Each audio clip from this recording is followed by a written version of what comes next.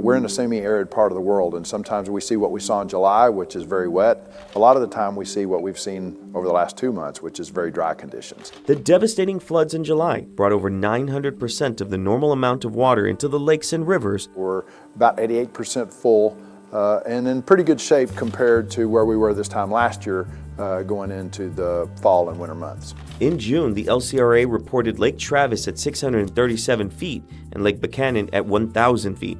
By August, Lake Travis rose to 673 and Lake Buchanan at 1,018 feet.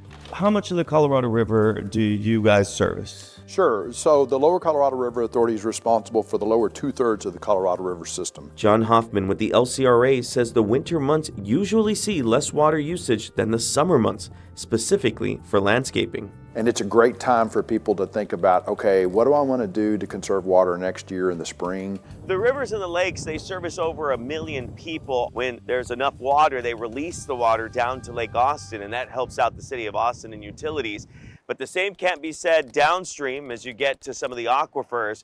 They're in a bit more trouble as they don't have as much water.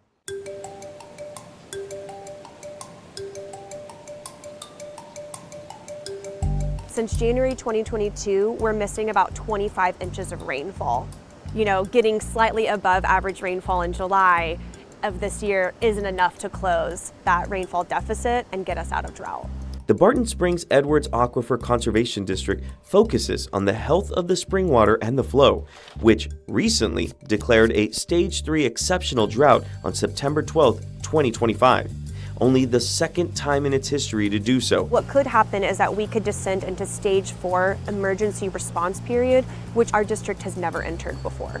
The district actually has 2 drought triggers, one of them being Barton Springs. Justin Camp, a hydrogeologist with the Barton Springs Edwards Aquifer Conservation District, takes measurements of the water's flow. Without rain, water levels in wells and spring flows have been declining. And so here at Barton Springs, we're seeing flows that are measured in cubic feet per second in the low teens. 1 cubic foot is about the amount of water that would fill up a beach ball. So 13 beach balls about are coming out every second. But on average, flow from the springs is about 60 CFS, so 60 beach balls worth of water coming out every second. So right now we're seeing less than 1/4 of what flow should be at Barton Springs. Average rainfall for December through February is 7.25 inches of rainfall.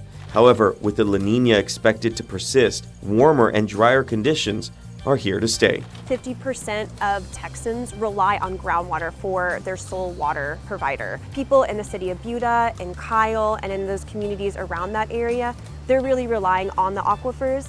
Freddie Vela, KXAN News.